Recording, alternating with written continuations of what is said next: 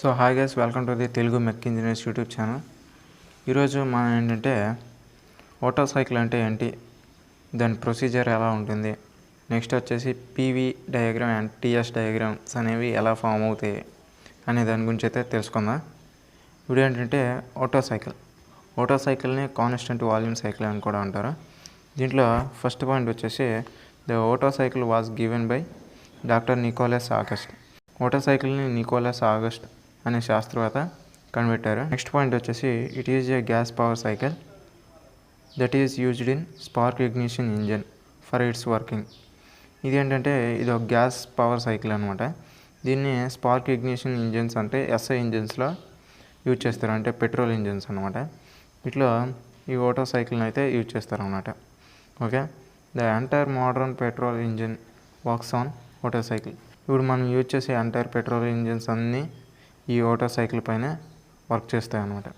Okay, next point it consist of 4 process, 2 isentropic process and 2 isochoric process. ఈ Otto cycle అనేది 4 process పైన depend అయి ఉంటుంది. దాంట్లో 2 ఐసెంట్రోపిక్ ప్రాసెస్, దీన్ని రివర్సిబుల్ అడియాబాటిక్ ప్రాసెస్ అని కూడా అంటారు. మిగిలినవి 2 ఐసోచోరిక్ ప్రాసెస్ అంటే కాన్స్టెంట్ వాల్యూమ్ ప్రాసెస్ అని కూడా అంటారు. ఈ 4 ప్రాసెస్ పై డిపెండ్ అయ్యి అయితే ఈ ఓటో సైకిల్ అనేది పనిచేస్తుంది అనమాట.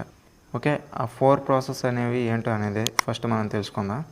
సో నెక్స్ట్ పాయింట్ ఏంటంటే ఇట్ హ్యాస్ లో compression ratio ranges from 7:1 to 10:1. ఈ కంప్రెషన్ రేషియో రేంజెస్ అనేవి ఎలా ఉంటుందంటే 7:1 to 10:1లో ఉంటుంది. నెక్స్ట్ వచ్చేసి this cycle is follows 4 process. ఇది చెప్పాను కదా, ఈ సైకిల్ అనేది 4 ప్రాసెస్ పైన అయితే డిపెండ్ అయి పనిచేస్తుంది.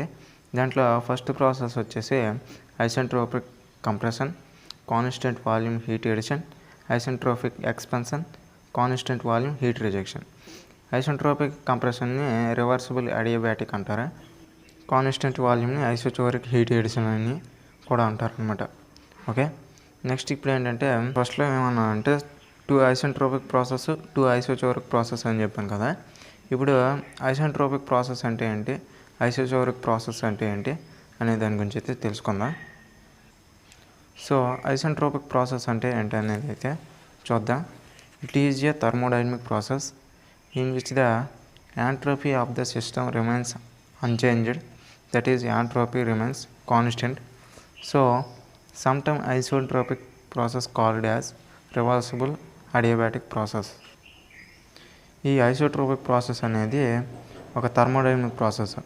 ఇక్కడ యాంట్రోపీ అనేది కాన్స్టెంట్గా ఉంటుంది. యాంట్రోపీలో ఎటువంటి చేంజెస్ అయితే ఉండవు. హీట్ అనేది యాడ్ అవుతుంది. దీన్ని ఐసెంట్రోపిక్ ప్రాసెస్ అంటారు. దీన్ని రివర్సిబుల్ అడియాబాటిక్ ప్రాసెస్ అని కూడా అంటారు. ఓకే, నెక్స్ట్ వచ్చేసి ఐసోచోరిక్ ప్రాసెస్. ఐసోచోరిక్ ప్రాసెస్ అంటే ఏంటంటే the process which takes place at constant volume is called isochoric process. ఈ ఐసోచోరిక్ ప్రాసెస్ ఏంటంటే ఈ ప్రాసెస్లో వాల్యూమ్ అనేది కాన్స్టెంట్గా ఉంటుంది. దీన్ని కాన్స్టెంట్ వాల్యూమ్ ప్రాసెస్ అని కూడా అంటారు. ఓకే, ఇప్పుడు ఏంటంటే మనం పీవీ అండ్ టీఎస్ డయాగ్రామ్ని అయితే చూద్దాం. సో గైస్, ఇప్పుడు మనం పీవీ అండ్ టీఎస్ డయాగ్రామ్ని అయితే చూద్దాం. పీవీ అండ్ టీఎస్ డయాగ్రామ్లో పీ అంటే ప్రెజర్, వి అంటే వాల్యూమ్, నెక్స్ట్ టీ అంటే టెంపరేచర్, ఎస్ అంటే యాంట్రోపీ అని మీనింగ్. సో దీంట్లో 4 ప్రాసెస్ అయితే ఉంటాయి. 1 to 2 process, 2 to 3 process, 3 to 4 process, next 4 to 1 process అనమాట. సో ఈ పీవీ అండ్ టీఎస్ డయాగ్రామ్స్ అనేవి 4 ప్రాసెస్ పై డిపెండ్ అయ్యి ఫామ్ అవుతాయి అనమాట. ఆ 4 ప్రాసెస్ అనేవి ఏంటో కూడా మనం ఫస్ట్లో మాట్లాడుకున్నాం. Isentropic compression, next constant volume heat addition, isentropic expansion, constant volume heat rejection. ఆ 4 ప్రాసెస్ని యూజ్ చేసి ఈ పీవీ అండ్ టీఎస్ డయాగ్రామ్స్ని అయితే గీస్తాం. ఈ షేప్లోనే పీవీ అండ్ టీఎస్ డయాగ్రామ్స్ అనేవి ఫామ్ అవుతాయి అన్నమాట. ఈ పీవీఎస్ డయాగ్రామ్లో 1 to 2 ప్రాసెస్ అనేది ఉంది కదా, దీన్ని అయితే చూద్దాం. దీన్నే ఈ 1 to ప్రాసెస్ని ఐసెంట్రోపిక్ కంప్రెషన్ అంటారు. దీంట్లో ఫస్ట్ పాయింట్ చూద్దాం. This process involves the motion of the piston from BDC to TDC. The air that is sucked into cylinder during suction stroke undergoes reversible adiabatic compression. So first process అనేది 1, 2 అనేది isentropic compression. ఈ ప్రాసెస్లో piston అనేది BDC నుండి టీడీసీకి వెళ్తుంది. అంటే bottom dead centre నుండి top dead సెంటర్కి అయితే వెళ్తుంది. అలా వెళ్ళేటప్పుడు ఎయిర్ సెక్షన్ స్ట్రోక్ దగ్గర స్టక్ అయ్యి రివర్సిబుల్ అడియాబాటిక్ కంప్రెషన్కి లోన్ అవుతుంది అనమాట. Okay, next point, since the air is compressed the pressure increase from P1 to P2, the volume decrease from V1 to V2, temperature rises from T1 to T2 and entropy remains constant. So air అనేది compress అయితే అవుతుంది. ఇలా మనకి bottom dead centre నుండి top dead సెంటర్కి piston అనేది వెళ్ళేటప్పుడు air అనేది కంప్రెస్ అవుతుంది అనమాట. ఇలా కంప్రెస్ అయ్యేటప్పుడు ప్రెజర్ అనేది ఇక్కడ పీవీ డయాగ్రామ్లో చూసినట్లయితే పీవీ డయాగ్రామ్లో ఈ ప్రెజర్ అనేది P1 నుండి P2కి అయితే వెళ్తుంది. ఇక్కడ ఈ ప్రెజర్ చూసినట్లయితే ఎక్కడుంది ఇక్కడికి ఇలా ఇంక్రీజ్ అవుతుంది అనమాట. ప్రెజర్ అనేది ఇంక్రీజ్ అయిపోతుంది. నెక్స్ట్ వాల్యూమ్ విషయానికి వచ్చినట్లయితే ఇక్కడున్న వాల్యూమ్ అనేది ఇక్కడికి వచ్చేస్తుంది అనమాట. అంటే ఇక్కడికి వస్తుంది అనమాట. వాల్యూమ్ అనేది ఇక్కడికి వచ్చేస్తుంది, అంటే వాల్యూమ్ అనేది డిక్రీజ్ అయిపోతుంది అనమాట. నెక్స్ట్ వచ్చేసి టీఎస్ డయాగ్రామ్ చూసినట్లయితే దీంట్లో టెంపరేచర్ అనేది T1 నుండి ఇక్కడ చూసినట్లయితే టెంపరేచర్ ఇక్కడ ఉంది, ఇట్లా T1 నుండి T2కి అయితే వెళ్తుంది అనమాట. T2 వచ్చేసరికి ఇక్కడ నుండి ఇక్కడికి ఇంక్రీజ్ అవుతుంది. నెక్స్ట్ యాంట్రోపీ వచ్చేసరికి యాంట్రోపీ అనేది కాన్స్టెంట్గా ఉంటుంది. యాంట్రోపీలో ఎటువంటి చేంజెస్ అనేవి ఉండవు. దిస్ ఈజ్ ద 1-2 ప్రాసెస్ అనమాట. 1 to 2 ప్రాసెస్. నెక్స్ట్ ప్రాసెస్ అయితే చూద్దాం. సో నెక్స్ట్ ప్రాసెస్ వచ్చేసి 2-3. దీన్ని కాన్స్టెంట్ వాల్యూమ్ హీట్ ఎడిషన్ అంటారు. This process is an isochoric process. That is the heat is added to the air at constant volume. The piston in this process rests from a movement at TDC, and during this time heat is added to the air through external source. ఇదేంటంటే ఇది ఒక ఐసోచోరిక్ process. ఈ ప్రాసెస్లో ఏంటంటే first ప్రాసెస్లో BDC నుండి టీడీసీకి వస్తుంది కదా, ఇది టీడీసీ నుండి మూవ్ అయ్యే టైం అనమాట. ఈ టైం గ్యాప్లో ఏంటంటే ఎక్స్టర్నల్ సోర్స్గా హీట్ అనేది యాడ్ అయిపోతుంది అనమాట. Okay, due to the heat edition the pressure increase from P2 to P3. Pressure volume remains constant. V2 is equal to V3. Temperature increase from T2 to T3 and entropy increase from S2 to S3. ఇందులో ఏంటంటే ఇప్పుడు మళ్ళీ PV and TS diagram చూసుకున్నట్లయితే ఈ 2 to 3 process చూసినట్లయితే 2 to 3 process ఈ ప్రాసెస్లో ఏంటంటే హీట్ అనేది యాడ్ అవుతుంది అనమాట. హీట్ అనేది యాడ్ అయినప్పుడు ప్రెజర్ అనేది P2 నుండి P3కి ఇంక్రీజ్ అవుతుంది అనమాట. ఇక్కడ ఈ ప్రెజర్ అనేది P2 నుండి P3కి అయితే ఇంక్రీజ్ అవుతుంది. నెక్స్ట్ వచ్చేసి వాల్యూమ్ అనేది కాన్స్టెంట్గా ఉంటుంది. ఇక్కడ వాల్యూమ్ ఉంది కదా, వాల్యూమ్ అనేది ఇలాగే ఇక్కడ వరకు ఇలా కాన్స్టెంట్గా ఉంటుంది. ఈ వాల్యూమ్ కదా, ఇక్కడ చూసినట్లయితే వాల్యూమ్ అనేది ఎటువంటి చేంజెస్ ఉండదు, ఇలానే కాన్స్టెంట్గా ఉంటుంది. V2 is equal to V3. Next వచ్చేసి టీఎస్ డయాగ్రామ్లో టెంపరేచర్ అనేది T2 నుండి T3కి వెళ్తుంది అనమాట. ఈ T2 నుండి T3కి వెళ్తుంది. ఇలా వెళ్ళేటప్పుడు ఇక్కడ చూసినట్లయితే టెంపరేచర్ T2 నుండి T3కి అయితే ఇంక్రీజ్ అవుతుంది అనమాట. ఓకే, నెక్స్ట్ వచ్చేసి యాంట్రోఫీ అనేది S2 నుండి S3కి అయితే ఇంక్రీజ్ అవుతుంది. ఇక్కడున్న యాంట్రోఫీ అనేది ఇక్కడికైతే వెళ్తుంది, అంటే ఇక్కడికి వస్తుంది అనమాట. ఇక్కడున్న యాంట్రోఫీ అనేది ఇక్కడికి వెళ్తుంది అనమాట. S2 నుండి S3కి అయితే ఇంక్రీజ్ అవుతుంది అనమాట. ఓకే, సో నెక్స్ట్ ప్రాసెస్ అయితే చూద్దాం. So third process 3 to 4 isentropic expansion. ఈ ప్రాసెస్ 3 to 4 ప్రాసెస్ని ఐసెంట్రోపిక్ ఎక్స్పెన్షన్ అంటారు. దీంట్లో ఫస్ట్ పాయింట్ వచ్చేసి in this process the isentropic expansion of air take place.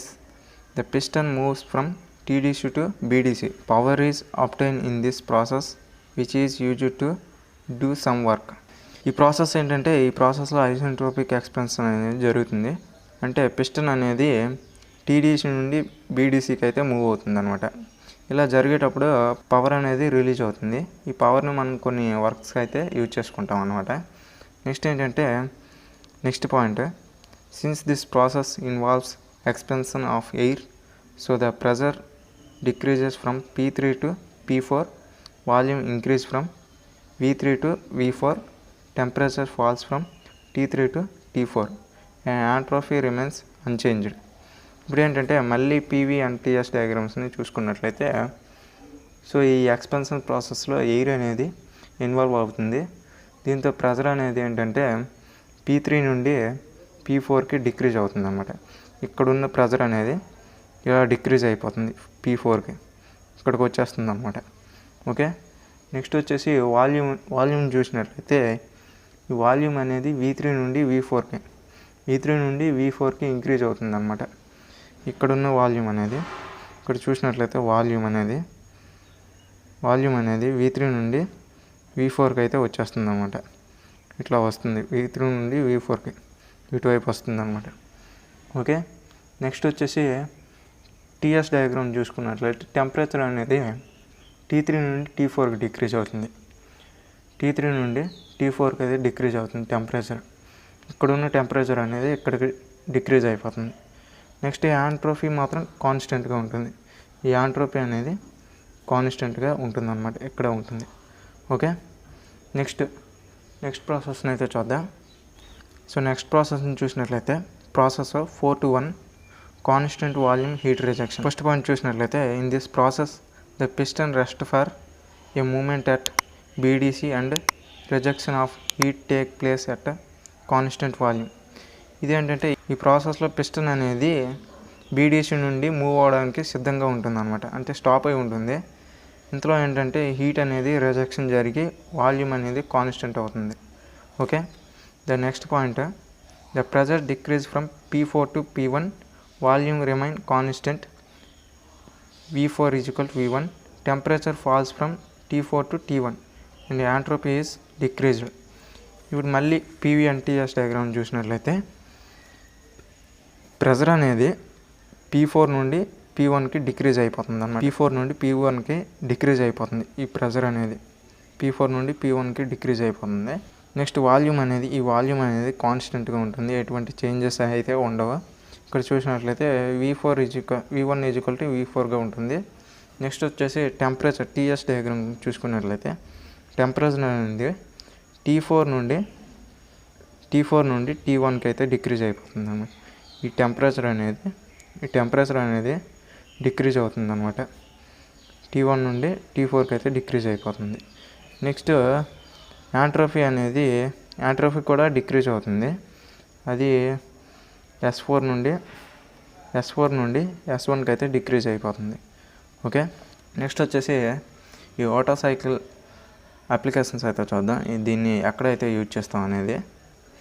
So applications, ఈ ఓటో సైకిల్ అప్లికేషన్ చూసినట్లయితే it is used in all 2-stroke and 4-stroke petrol engines of motor cycle, cars and other light duty vehicles.